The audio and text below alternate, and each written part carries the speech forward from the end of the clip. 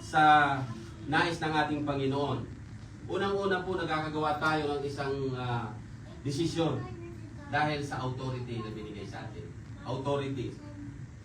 Kapag binigyan po tayo ng authority, it's either sa church, sa ating society, or even sa ating work. No? Gamitin po natin ito ng tama. Amen? He thought that because He is the King, He can do everything as He wishes. No?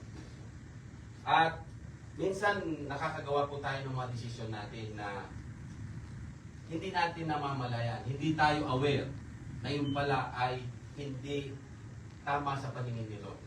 Kasi binigyan tayo ng authority. Minsan nababypass natin si Lord.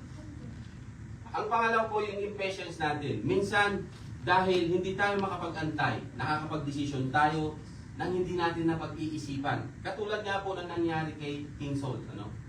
Dahil na-pressure siya, when he saw their situation is critical, na pwede silang masakop ng mga kaaway. Na-pressure po siya. Ang nakita niya is problema. Nakita niya yung problema, lalo na't wala pa si Samuel na dapat siya po ang gagawa ng burnt offering. So, yun po ang nangyari sa kanya.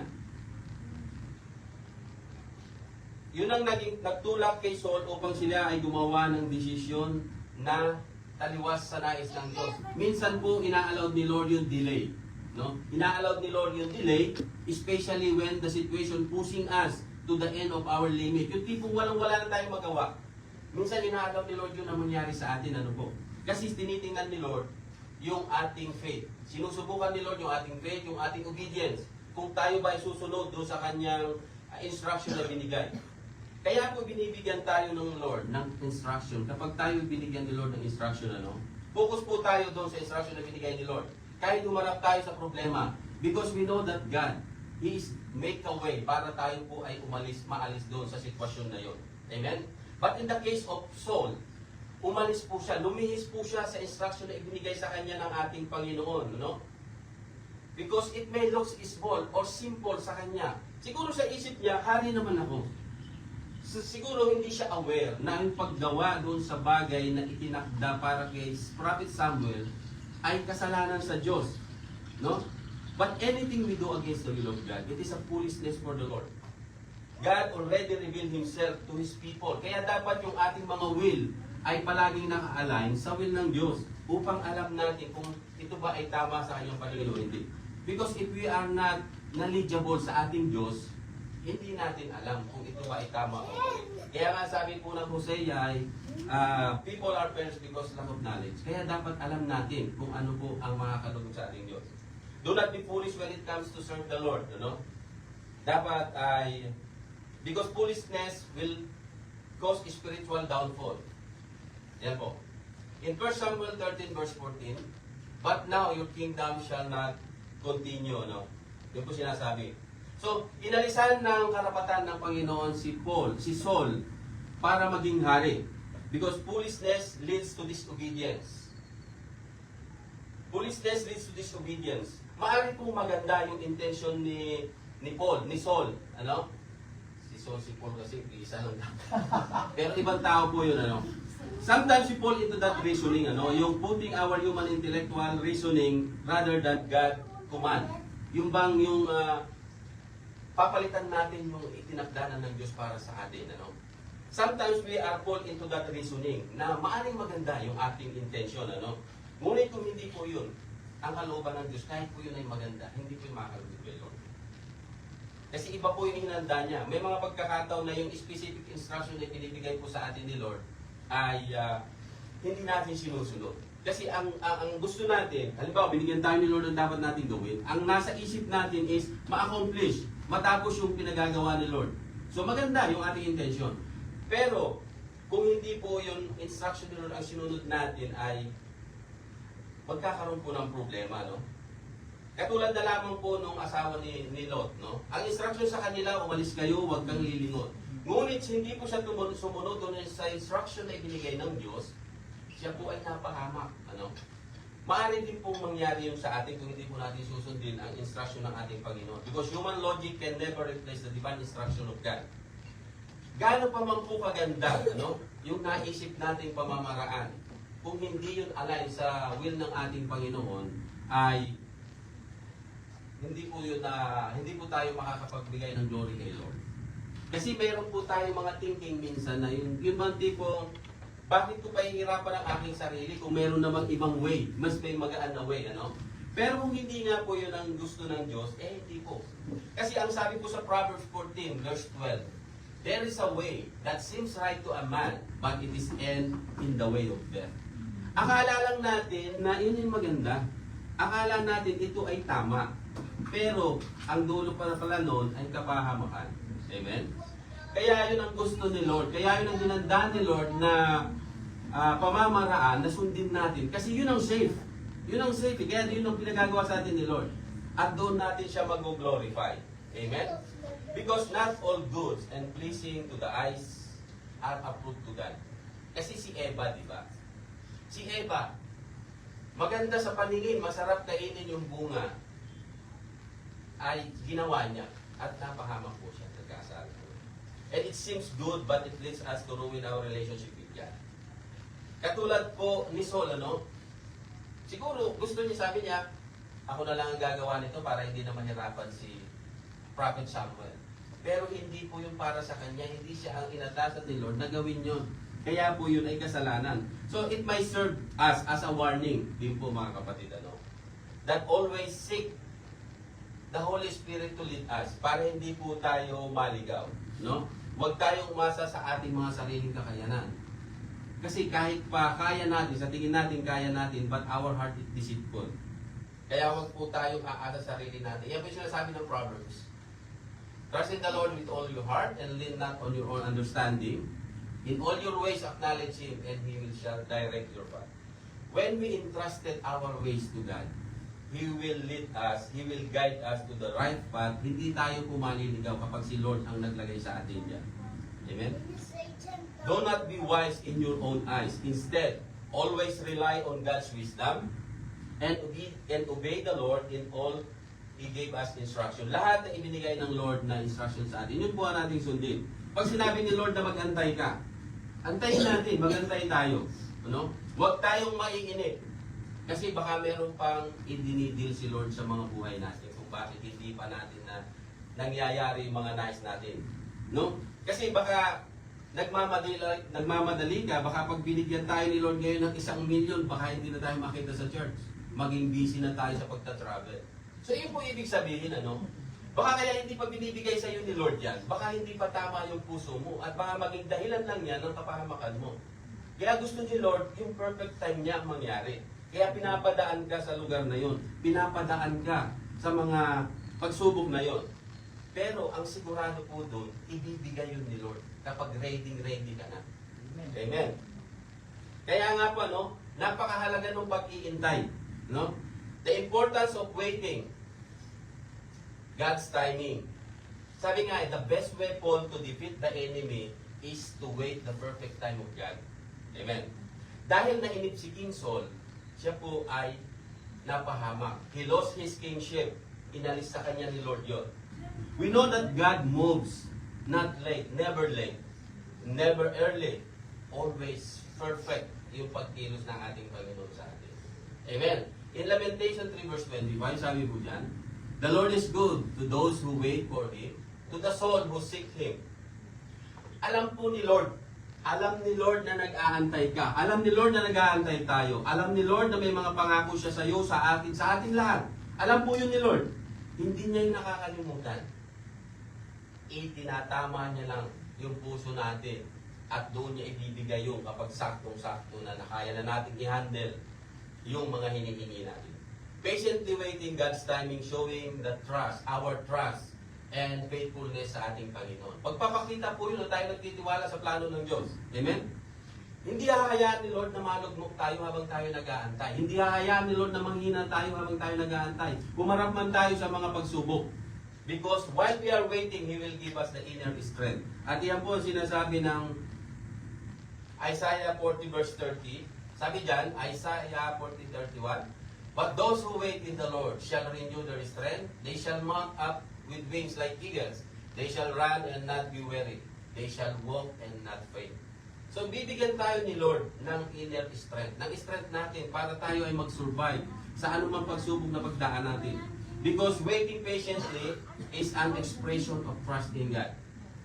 Amen. Bakit hindi tayo naiinip? Lahat tayo dito, ano po? We are all waiting for the second coming of Christ. Bakit hindi po tayo naiinip? Yung iba dito, nawala na. No? Thousands years, ilang taon na. Bakit hindi tayo naiinip? Because we trust in God. Because we have faith in Him. Dapat po ganun tayo kung tayo po ay mag-aantay. Amen? Dahil po, King Saul in patience revealed his lack of trust and confidence in God's plan. The instruction of God kay Saul, ano po, is to wait for Prophet Samuel to do the burnt offering. But King Saul was waited for 7 days. And yet, si Samuel hindi pa rin dumating. Amen? Kaya nga sinasabi po dyan sa 1 Samuel 3:9, dalhin niyo sa akin yung offering. Saul said, bring a burnt offering and peace offering here to me. And he offered the burnt offering.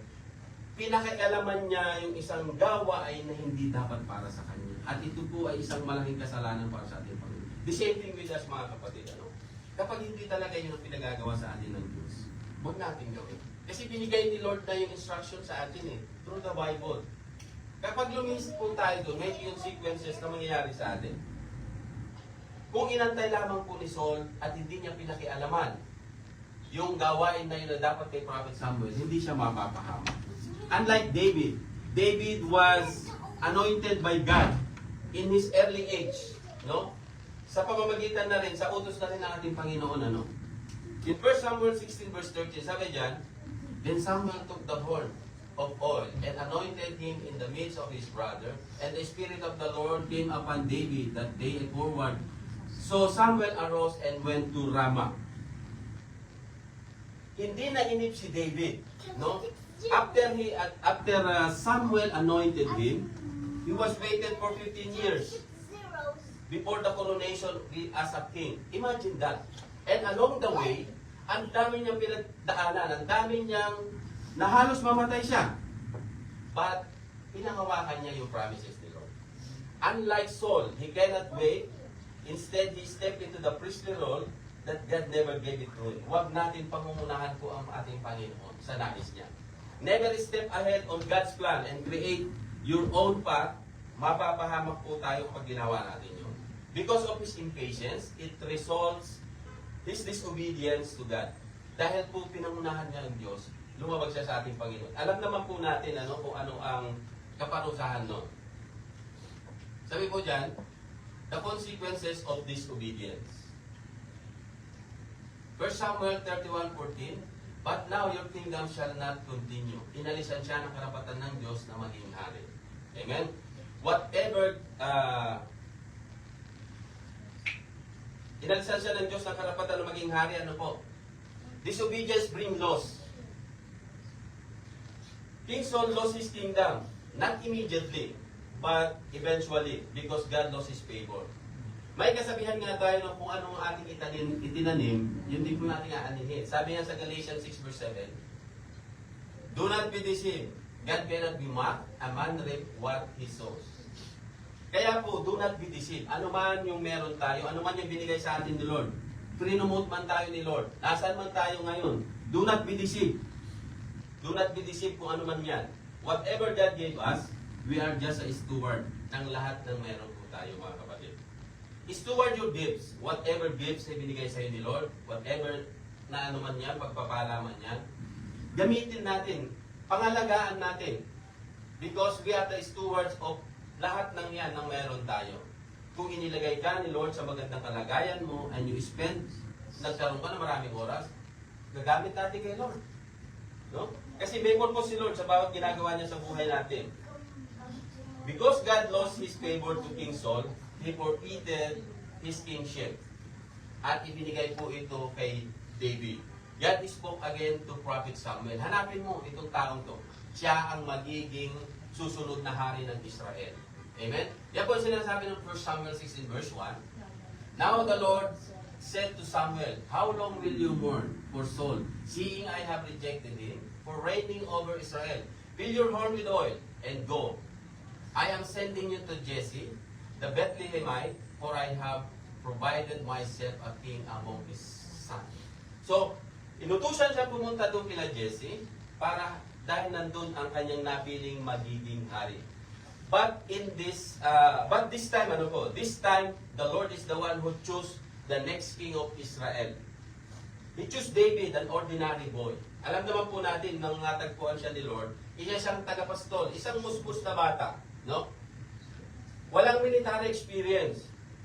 Siguro, patpatin pa, ano? Kaya nga po, ang tanong natin, why David? Why David? Kasi ni-reject ni Samuel yung kanyang mga kapatid na mga brusko, mga magagandang lalaki, katulad natin. Pero, hindi yan sabi niya eh. May hinahanap siyang specific. Kasi specific yung instruction ng Diyos eh. Hindi yan sabi niya. Pero bakit po si David? Bakit si David ang nais ng Diyos?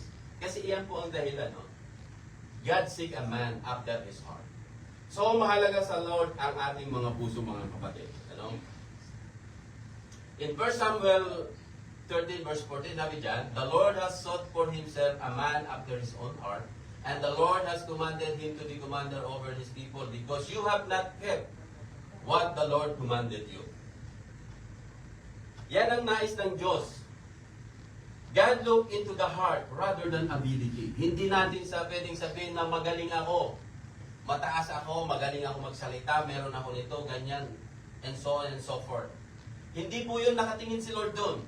Tinitingnan ni Lord yung puso natin. Amen? Amen. If we compare, no, David and Saul, walang binatbat si David. Kasi nga, when the difference between Saul and David, Saul was chosen by the people of Israel during that time kasi gusto nila magkaroon ng hari at naglagay sila ng pamantayan. So nakita nila si Saul, matangkad, gwapo, siguro tall, dark, and handsome, ano? So, siya po ang naging hari. Ngunit, ang pagkakaiba nila, si David po, ang Diyos ang pumili sa kanya, hindi ang taong bayan. Amen? And the favor of God was to David. Because God was not impressed by the looks. Hindi nila tinitingnan kung nakalugay yung buhok natin, semi-kalbo po tayo. Hindi yun eh. As long as na yung puso natin tama sa ating Panginoon. No? Yun po ang mahalaga sa ating Panginoon. He wanted the heart aligned with His will. Yun ang hinahanap ng Diyos sa atin. Yan nga sinasabi niyo, 1 Samuel 16:7, but the Lord said to Samuel, do not look at his appearance or his physical stature, because I have refused him.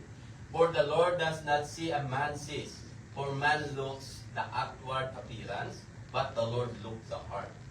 Kaya nga po napaka-importante sa pagsiserve natin kay Lord, yung ating mga puso. Dapat yan ay malinis at nakatuon palagi kay Lord. Ano? Kaya may mga pagkakataon po sa atin na, pwede na yan. Pwede na si ganito, pwede na si ganon. Kasi magaling siya.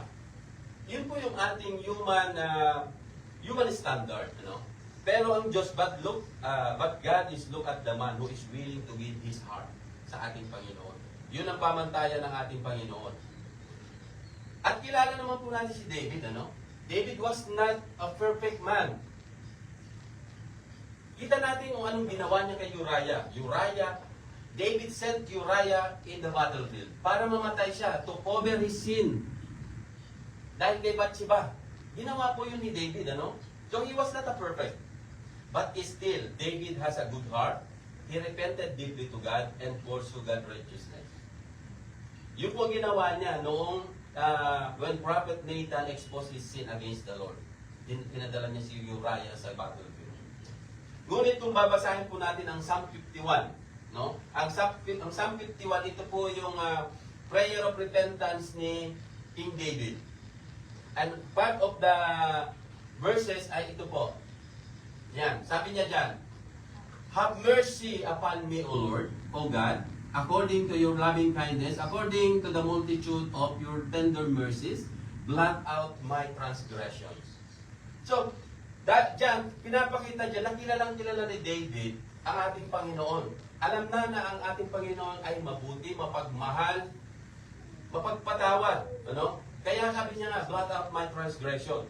Ngunit, sabi po sa 10 and 11, Lord, create in me a clean heart, O God, and renew a steadfast spirit within me. Sa ibang translation po yan, sabi niya, restore in me the joy of my salvation. No? Do not cast me away from your presence, and do not take your Holy Spirit from me. Yan po ang panalangin ni David. Panalangin ng humihingi ng kapatawaran. No? Kasi, sa isip ni David, kahit anong gawin niya, hindi na siya magiging masaya sa puso niya. Kasi bakit? Kasi, kagawa na siya ng kasalanan sa Diyos. Alam niya na may guilty feeling na si David. May guilty feeling na si David na kahit ano ang aking gawin para sa Diyos, hindi na ako masaya eh. Kasi alam ko, nagkasala niya ako sa Diyos eh. So, yun po ang nais niya. At hindi lang po yun. Alam ni David na kung ano yung nangyari kay King Saul, pwede rin po mangyari sa kanya. Kasi ayan ang sinasabi niya, do not cast me away from your presence. So, ibig sabihin, pwede rin mangyari sa kanya yung sinasabi, yung ginawa ng Diyos kay Saul. And do not take your Holy Spirit from me. Kaya nga po, kapag tayo po ay may nagagawang kasalanan, napaka-importante sa ating Panginoon, yung paghingi ng kapatawaran, dapat yun po ay totoo. Kasi alam ni Lord, kung tayo po ay hindi totoo yung ating paghingi ng kapatawaran sa ating Panginoon. But, no one is perfect, sabi nga, nagkakasala tayo every day. Kaya nga may 1 John 1:9 na sinasabi natin palagi, narinig natin palagi. If you confess your sin, God is faithful and just. He will forgive us. Basta totoo po yung ating paghingi ng kapatawaran sa ating Panginoon. Because God was not looking for a perfect man, for there's no perfect, not even one. Wala akong perfectong tao. No? Not even one, sabi nga ng ating Panginoon. But He is looking the people with surrendered heart to God. Yun po hinahanap na ating Panginoon. Because if we are surrender our heart to God, God value it. Binavalue po ng ating Panginoon yun, mga ganong, because God knows, yan po, God-seeking heart, prioritize God's will than Himself. Kaya binavalue po ng ating Panginoon kapag yung tayo po ay may mabuti. The believers, we are only look after the blessings and not the relationship. Kaya kapag hindi na po tayo nabibless, ino-question na natin si Lord. Lord, bakit ganito, ganon? Because we are not after the relationship with God. We are after the blessing. Po? Nagkaminsan mali tayo ng dinadaanan. Kasi, sabi nga, seek first the kingdom of God and His righteousness, and everything will be added unto you. So, when we seek first the Lord, the blessing will follow. Amen? So, dapat po ganon ang gawin natin. Katulad ni David. Katulad nga rin ni King Solomon, di ba? Tinanong siya ni Lord, ano ang gusto mo? Hindi siya naghangad ng kahit anumang material things. Ang gusto niya lang wisdom. Pero ano ginawa ni Lord? Binigay lahat ng kailangan niya. So, bonus. Di ba? Ganon po ang nais ng Diyos. Kaya nga, church, ang ating Panginoon, He's still looking for the people that always hunger sa kanilang mga puso. May kauhawan sa ating Panginoon. May kagutuman sa ating Panginoon. Yun po ang hinahanap ng Diyos sa ating mga kapatid. The people who is heartbeat is only for the Lord. Yun ang hinahanap po ng ating Panginoon. Because God entrusts His kingdom only to those who obey Him. Hindi man ipagkakatiwala ng Diyos ang kanyang kaharian sa mga taong hindi siya kaya sundin. Yun po ang hinahanap natin, Panginoon. And David was chosen because he would do all God's will. Yun po, willing siyang gawin ang lahat para sa ating Panginoon. In Acts 13:22, when He had removed him, He raised up from them David as a king, to whom also He gave testimony and said, I have found David, the son of Jesse, a man after my own heart, who will do all my will. So, willing si David na gawin lahat ang gusto ng ating Panginoon. At yan po ay testimony ng ating Panginoon, na natagpuan na niya yung taong gusto niya. Amen? God's decisions to remove Saul for his disobedience and replace him with King David, his righteous character and his commitment to follow God's will, ay kaya siya po ang pinili ng Diyos dahil sa kanyang katangian na yan. Kaya po mga kapatid, our promotions or our blessings comes from the kingdom of God. It relies sa ating puso kung paano tayo sumunod sa ating Panginoon, kung paano tayo mag-serve sa ating Panginoon. Kasi kahit napakarami po nating gifts, kahit napakagaling natin, kung hindi naman po natin ipapagamit sa ating Panginoon, kung hindi naman po yung puso natin nakatun sa ating Panginoon, hindi rin po natin mabibigyan ng glory ang Diyos sa ating buhay. Amen? Kaya po church, mga kapatid, do not think that we can bargain with God. No? We cannot bargain with God. Kahit pa sabihin natin, napakagaling ko, talagang sobrang galing ko, kahit pa ganyan ang isip natin, at iniisip natin, God needs me. Hindi tayo pwede makipag-bargain kay Lord. Kasi, God is inviting us, all of us. Ang gusto ng Diyos, ma-restore ang relationship natin, tayong lahat sa Kanya. That is the main purpose ng Diyos, ma-restore yung relationship ng lahat ng tao. No? But if we want to obey, no? Kung hindi tayo magpapalo kay Lord, He will raise another na pwede niyang gamitin. Sabi nga niya, di ba? Kung hindi kayo magpupuri sa akin, uutusan mo ang bato para magpuri sa akin. Hindi po tayo pwede magmatigas o magmalaki sa ating Panginoon. No? Ngunit, if we obey and follow the Lord, He will lift up you higher than you never imagined. Ganun po magbigay ng blessing sa ang ating Panginoon sa atin. Imagine that si David, napakasimpleng tao, pero ginawa niyang hari. No? Kung ano ang ini-expect natin, kung ano ang ini-aim natin, hinihingi natin kay Lord, hindi lang yun ang kaya niyang ibigay. Sobra-sobra pa yung hindi natin maisip. Ganun po magbigay ang ating Panginoon. But, if we do not obey the Lord, and if we disobey the Lord, then we will face the consequences. Katulad po ni King Saul. Kaya po, nasa sa atin po yun, mga kapatid. Kasi yan sinasabi ng Deuteronomy 28 verse 1. Now it shall come to pass, if you diligently obey the voice of the Lord your God, to observe carefully all His commandments, and which I commanded you today, that the Lord your God will set you high above all nations of the earth. No? And all these blessings shall come upon you and overtake you because you obeyed the voice of the Lord your God. Yan ang pangako ni Lord. Itataas niya tayo. Amen? Kaya po, mga kapatid, the promises of God, the promises and blessing of the Lord, nandyan na, ready na. And it is certain. Totoo po, mangyayari yan. But, it requires our full obedience. Kailangan po, meron full obedience sa ating Panginoon. Hindi po yan basta-basta ibibigay lamang. Amen? Therefore, we must carefully listen to all God's instruction and obey. Follow the Lord. And God will bless all the areas of our lives. So, amen? Para po sa ating conclusion,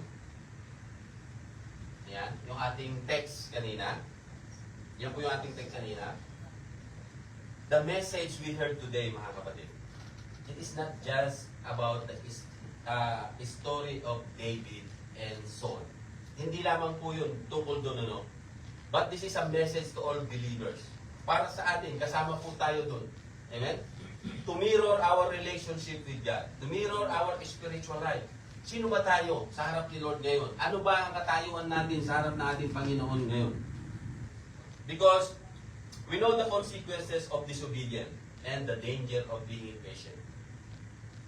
Ipinakita ng Diyos, that God raised the people who seek His heart above all else. Hindi niya tinitingnan ano man yung na-accomplish natin sa buhay. Hindi niya tinitingnan masarap man tayo magluto. Hindi yun. Tinitingnan niya yung puso ng bawat isa. Na yung bawat purpose natin pagpunta sa simbahan, alam natin we are excited because narito ang ating Panginoon. Yun po ang hinahanap ng ating Panginoon. Sapagkat, for He valued the obedient heart who trust His instruction and walk in intimacy with Him. Yun po ang tinitingnan ng ating Panginoon, mga kapatid. The raise and fall of King Saul and the favor of God to David teaches us that truly sustain in life. What truly sustain in our ministry, what truly sustain in our relationship with God. It's not about our talents, it's not about our accomplishments, but it is a heart that fully surrendered to God. Yung isinuko natin lahat sa ating Panginoon. Yun ang nais ng Diyos sa atin, mga kapatid. When we get to the top, along the way ng ating paglilingkod, when we get to the top, no, do not think that we are irreplaceable. Huwag nating isipin na ganito. No. Kung tinanggal ni Lord si King David, si King Saul, no, kung pinalitan niya siya kay David, tayo ba kaya? Sabit lang tayo sa mga sanga nila. No? Don't think that we are irreplaceable. Because anytime, ano man ibinigay sa atin ng Diyos, ano man mga pagpapala na pwede nang pinanghahawakan, kaya tayo minsan ay nagiging, nagkakaroon ng pride, na hindi tayo aware, God can take it back anytime, katulad ko kay Job. Na isang mata lang, pwedeng tanggalin ni Lord yan kung yan ang nagiging dahilan kung bakit tayo nagkakaroon ng ganong karakter. Isipin natin that we are only steward sa lahat ng meron tayo sa ngayon. Amen? Hindi natin pwedeng pagmalaki. Kaya be aware sa bawat ginagawa natin, sa lahat ng gagawin pa natin. Because what matters most to God ay yung ating obedient heart, not in our offering. No? Hindi natin kayang suhulan ang ating Panginoon. Ang puso pa rin ang titingnan niya sa bawat isa sa atin. Because sabi nga ni Solomon, obedience is better than sacrifice. Anything we do that disobey God, na maaaring hindi man tayo aware sa ginagawa natin na lumilihis na pala tayo, may nasasaktan natin ang Panginoon, it will not break us instantly. No, hindi po tayo niyan yung tipong ngayon na mararamdaman natin. But definitely it will change our character gradually. No? Hindi natin nararamdaman na unti-unti pala tayong lumalayo sa Lord. Unti-unti pala tayo lalamig sa ating Panginoon. No? Do not play with God because God cannot be mocked. Mga kapatid. Make your relationship with God seriously. Don't take it for granted. Kasi nandito na tayo. Ibigyan na natin. Itodo na natin. Nandito na rin lang naman tayo eh. Kasi kung hindi natin itodo lahat, sayang yung pagpupuyat natin, sayang yung mga shampoo, sabon na ginamit natin, ano? Kung dito hindi lang tayo magiging seryoso. Kaya, take it seriously mga kapatid. Amen? Always seek the heartbeat of God. Let us be like David at hindi si Saul. Let the fire ignite and burn again sa puso ng bawat isa. Remove the spirit of Saul sa bawat puso and restore the obedience to God. Let the Lord heal our disobedience, no? And impatient heart. And God give us that always seek the heart of God. Palitan tayo ng pusong katulad ni David, ano?